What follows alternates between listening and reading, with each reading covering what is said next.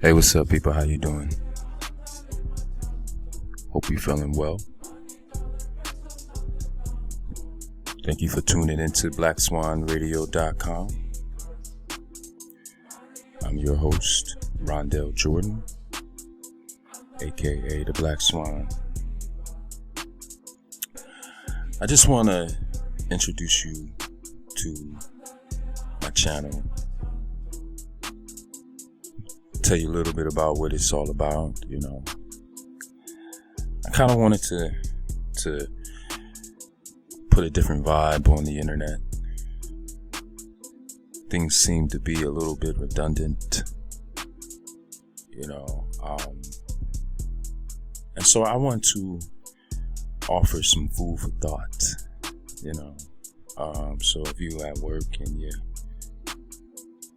putting in the work and you're just trying to get into a good vibe, or if you just at night at home and just trying to unwind, sometimes it's good to really think about some of the deeper aspects of life. Sometimes you need an analyst of things that impact your life significantly, but you don't question because it's taboo, right? We're living in a society where even more things are becoming taboo. Just becoming, just to be a man, a traditional, man with conservative ideas, it's offensive. And equally so with a woman who has conservative ideas and who wants to preserve the nuclear family concept and all of these different things. Even she is attacked, but one of the things I like to do is I like to analyze human nature, and I like to analyze male and female nature in both the animal kingdom and in the human kingdom. So this is really what the worldview is all about. It's looking at, the world from a multi-dimensional perspective. And me being born black in America, quote unquote black, or African American, or even more accurately, melanated in America, I have a different perspective. I have a truth, right? The truth is, my great grandmother on my father's side is Native American, right? And that bloodline is apparent in my father and my sisters. So therefore, obviously, if I was to look at myself from the outside in, there would be characters and attributes that are Native American even within me. That's just a few generations north, right?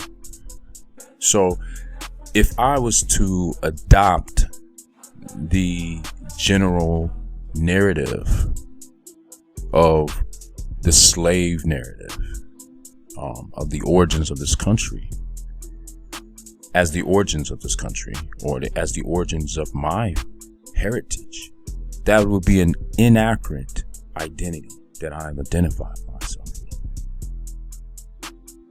And what that means is that I'm living my existence with a mentality that does not match my true existence, right? And what else? We call ourselves Indian, right? If we was to say that we were Indian, we would be adopting a foreigner's misunderstanding of the region he was and who he encountered. You see what I'm saying? The same thing, when we listen to, let's say, what we would call quote unquote white American tell a black American why he's African American. or why he's not African American. Right? The truth is that if we allow people outside of us to define who we are, we're going to be endlessly confused, right? So this is the reason why we'll live our lives with a sense of dissatisfaction, a sense of void. We live as if we're a drone with no direction, because we're not fortified. We don't have any foundation, right? So we have to add values to our culture through conversation. And this is one of the things I want to do. And not just me talking, but I also want to have conversations with others. So a lot of my programs, not all of my programs, will have guest speakers or guest people that we will have a conversation with, because what I find is that we bypass people on a regular basis. And we just walk by people like they're just, but I'm telling you, you're walking by superheroes, all ages. Some people have life stories that will blow your mind. It's like listening to some people, or it's like watching a movie. You know, I've had conversations with people that I can't forget. I can think of right now. Sapphire, her name was Sapphire Brunel, I think, something like that. But I know she was basically born up. You know, she was an orphan, right? And she was going through different housing or whatnot, and she was just talking about that. And when you really picture yourself being a young person, being in a car with some people who just come to adopt you for, I don't know, some variable period of time, and you're just alone with no protection, and you're going out in the middle of the woods, and these people were, she was saying, I think, they were, I'm trying to think of it, but it was a religion, right? And it'll come to me. It's a type of religion, a very strict, conservative religion. And this was in California, but she was from Ohio. So I'm just picturing her life, but she ended up telling me that she ended up burning down a house at the end of the day. She grew up basically in a house full of other adopted kids and the kids of the family, and she described how they treated her. And you know, like I said, you know, when she's describing the first night riding out, you know, I asked her, I was like, what is it like to drive, you know, 4 hours out in the middle of the boondocks, right? In the middle of the country, by yourself with some people who just, you just met, right? And that you just, you know, basically that pretty much just, I don't know if they purchased you, but it's, you know, not to be insensitive, but it's like someone going to the pound and adopting a human being. And we don't know what kind of person that person is on paper. They may look very well. They may look great on paper, very clean. But we're talking about, come on, man. The story of Pocahontas. They stole Pocahontas. I mean, they glorified the story of Pocahontas, but if you was to really look at the story of Pocahontas, you know, John Smith met her when she was a preteen. All right, nobody know definitively what her age was, but she was described as either 10 or 11 years old. If you go look at the history. Now, I don't have any details on the relationship between John Smith, other than he wrote letters to the Queen that she saved his life, that she should be treated with royalty and high regard, that her father was a chief of the Powhatan people, and was very, very, very significant in that region, what we now call Virginia, and the Jamestown River, along the Jamestown River. So, what we do know is that the Englishmen came over in 1607, right? And they came over, I think in 3 ships, right? 3 ships. And one of the captains of those ships, his name was Christopher Newport, right? And Christopher Newport, what we do know about them is these were privateers, right? They were military. They had military backgrounds, right? And they came over on what was called the London Charter, right? Or the Virginia Charter, the London Virginia Charter. And this charter was, let's say, quote unquote, ordained by or sponsored by King James and some other investors. Okay. And, I believe Christopher Newport was one of the investors, he was one of the hands-on investors. Now, what my point of mentioning all of this is that within 2 years of the Englishmen arriving here in the Americas,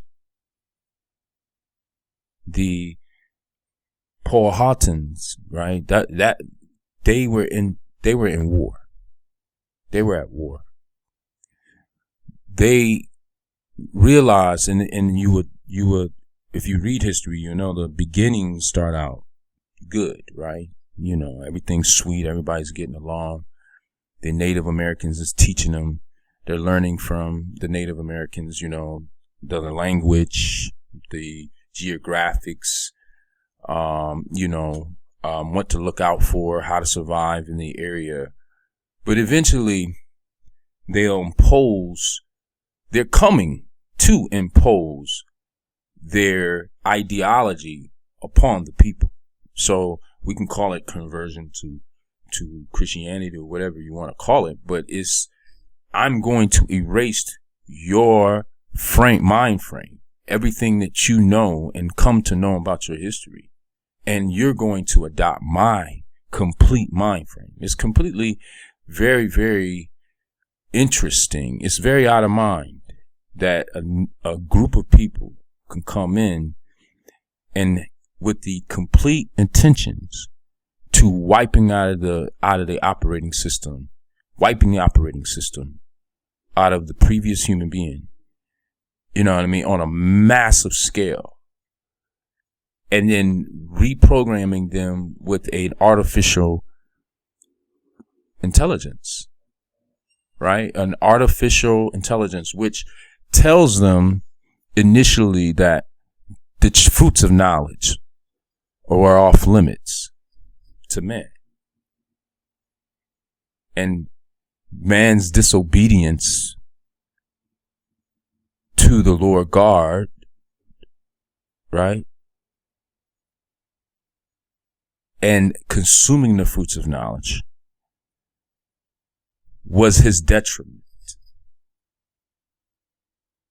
It's considered the fall of man. And what I've done is I've read the words and I've read the book myself, and I've read history, and I'm seeing how it correlates with real world history, specifically having to do with the kingdom that was established by the Christ-ophers, specifically Cristoforo Colombo in the South Americas on behalf of the Spanish and the Roman, because technically there was no Spanish at the time of Christopher Columbus. All right. At that point in time, the Iberian Peninsula was Hispaniola, right?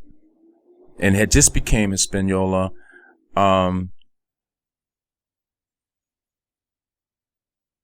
Yeah, Hispaniola, right? So at that point in time, there was no Spain. Okay. Now Queen Isabella had united the two northern parts of Spain, right?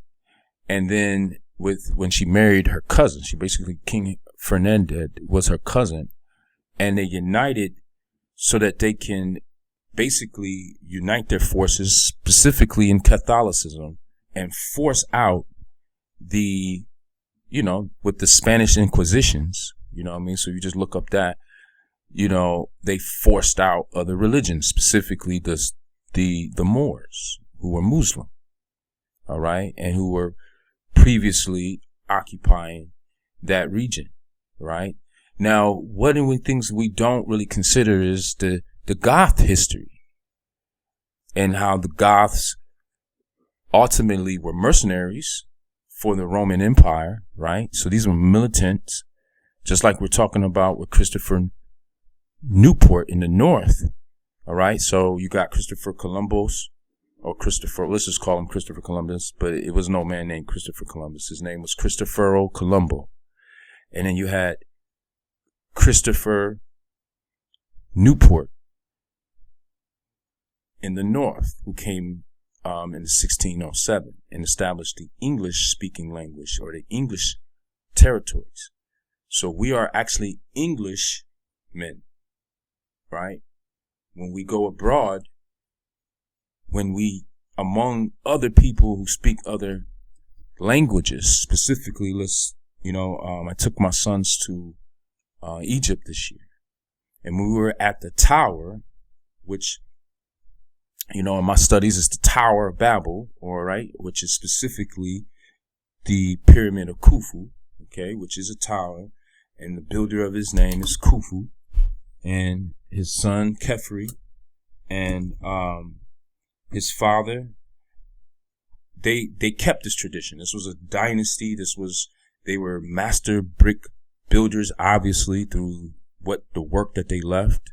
And not only that, they came from a culture and a tradition of masonry, which was, if you travel along the Nile, that's all you'll see is, in the modern and in the past, is brick and mud buildings, right?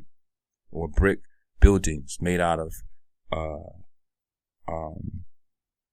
brick and mortar, right? As described in Genesis 11. So what I've done is, I've written a book, and I have built a show around analyzing both the Bible, history, and the world as it is, and put it all together into a perspective, which is what I call a Nubian perspective, right? Or a melanated perspective, right? And I'm not anti-European. We need to know and understand that perspective, but that's the only one that has been given to us, right? When I send my sons off to school, the perspective that they're getting is from the European perspective. They're telling them the stories from their perspective. But we need to start telling the stories from our perspective as well, so that there's a balance.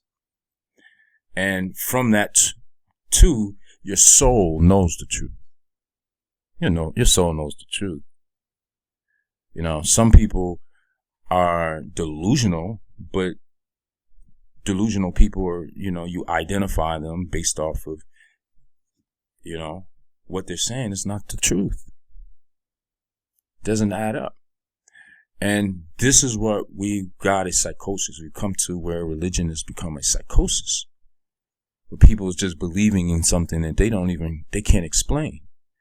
But that's not the way it was designed. It was conquered. The moral of the story of the Garden of Eden is that knowledge makes one unfit to be a slave. A wife is not going to hide knowledge from her husband, specifically having to do with procreation. That is completely and utterly against her nature. So the way the story of the Garden of Eden was completely mistranslated. And it was done on purpose. It was done to take a story about a man and a woman becoming their own family, and the son moving on from his father's land, right? And growing up and becoming creative on his own and being able to become self-sufficient, and his father having to tell him the good and the bad about life and about the key to procreation. A certain point in a man's life, the father has to have that conversation. Hey, son, this is how you have the next generation. You use this instrument, right? Your woman has an instrument called a womb, and you guys will be able to have a child or children and raise the next generation. And so once the male and the female get the understanding, the keys to life, that man and woman makes child, and that is the generational wealth of knowledge, being able to survive and be able to teach that next child how to survive in the next generation, right? That is the key to life. That's the unk. But that key was taken away from Adam because he was made into a labor force. And your labor force, you need them to focus on tending the garden, tilling the land. It's tough work to do that. He was naked, doing tough work. So he was being kept in his ignorance. And this is how you domesticate creatures, right? First, you take them away from their natural parents when they're young.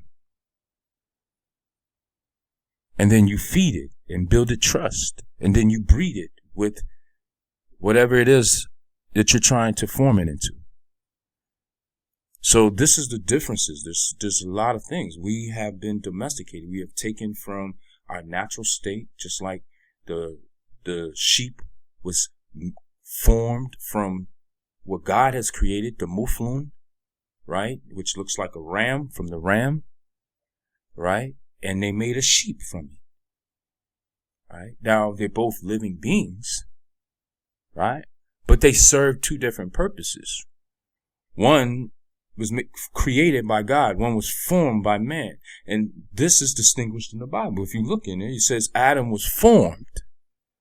This means he was shaped and configured, but he was created in Genesis 1:27 by God. Him and woman created together.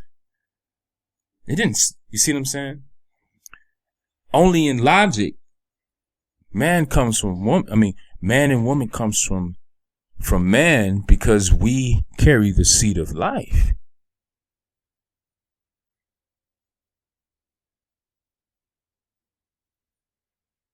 So people are trying to say, well, this proves that in the story of the Garden of Eden, God is a woman. Well, the principle of male and female predates human history. You see what I'm saying? It goes in the animal kingdom and in the plant kingdom. Plants, flowers have organs. Plants are seeded. So what makes a male is specifically that he carries the seed. It has nothing to do with any really other biology other than what is male across all species, all kingdoms, is that the male carry the seed. And then the seed, even in the plant kingdom, must be planted. We literally call it plant kingdom. So the seed is planted either into the earth, or inside the flower, right? But the womb has to be pollinated. This is the reason why Christ cursed the fig tree, right? Because the fig is actually an inverted flower. It's an inverted flower. And the fig is, its survival is dependent upon the infestation of the fig wasp. See? It's like it's cursed. You can't eat these figs because they're infested, except for the female fig. See? There's a difference between the male, the capital fig, and the female fig. Now, the difference between the fig wasp, right? The male and fig wasp, the male and female fig wasp, is that you have the male wasp have the see, but they cannot see. They're born blind and flightless. They're unable to fly. The females are born with breastplates, breast pockets to store pollen, right? Because there's a reciprocity that's needed for this, right? There's a currency, a give and take type relationship that's required between the fig wasp and the fig. And so this is the reason why Christ was using this as a metaphor, because it has a lot to do with genetics, but also it has a lot of different metaphors within it. Because, you see, the males have to spend their lives chewing out a path for the females. So they're born inside this inverted flower we call a fruit, and they have to chew a passage out. So while they're doing that, the females are storing pollen. I imagine it's a goldish, brownish pollen. And they're storing this, and when there's a passage, the females are able to fly out. All right. Now I said they mated with the males. That they were all born within this capital fig. All right, and they've mated with the males. They've stored the pollen from the plant, and now she flies out of the passage that the males had created. All right, the males never go anywhere. They're stuck in Babylon. Right? Whereas it's just the infestation in there. Right? And the females, they fly out in searching for a capital fig. They're searching for a capital fig. Another male fig. So that if she lands into a capital fig, another male fig, the way that the organs, the inside is shaped, she's able to crawl up the style, and it's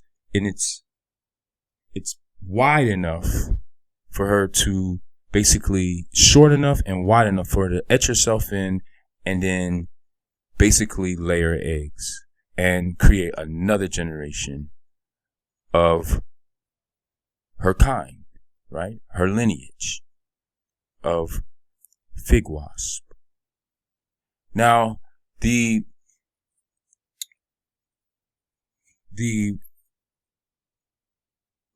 female wasp cannot tell the difference between a capital fig and a female fig. So if she lands on a female fig, right, its organs are shaped differently, right? So the female fig has a long stylus. So when she goes into that, she actually gets trapped in the stylus. And the stylus is so thin, so when she goes in, she loses her wings. Wings fall off, right? And her antennas fall off. So she can no longer see or fly. So this is a one-way passage. And because it's so long, she gets stuck in it by herself. So she eventually is absorbed. The fig produces a enzyme, a chemical that absorbs the fig wasp. And the pollen that the fig wasp had gathered in her breast is absorbed into the fig, and the fig gets to be germinated, right? Pollinated,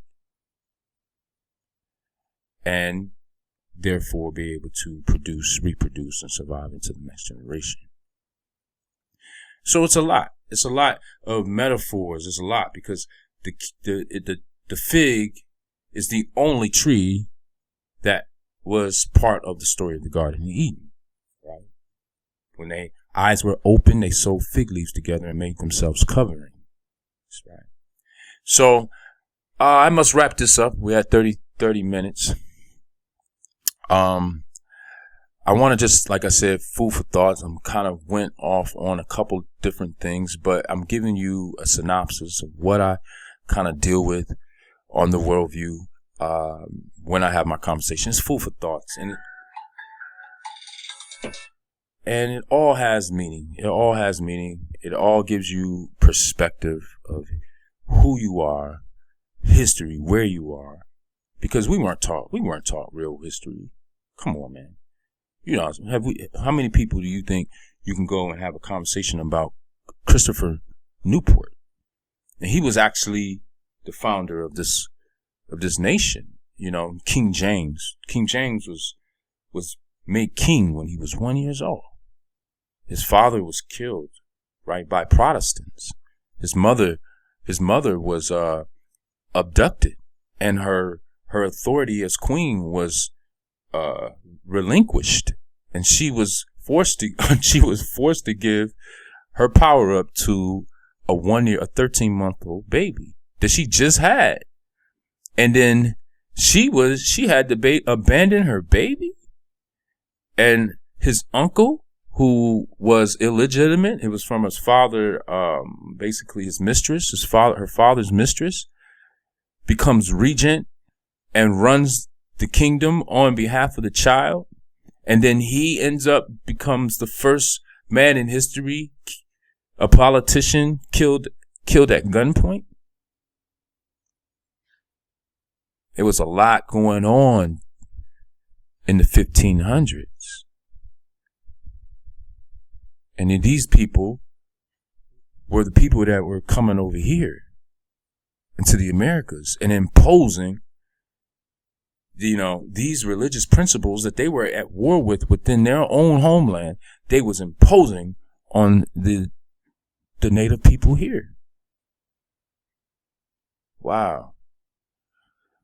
So if you are interested in this type of content, please comment, like, share, appreciate it, and join the community.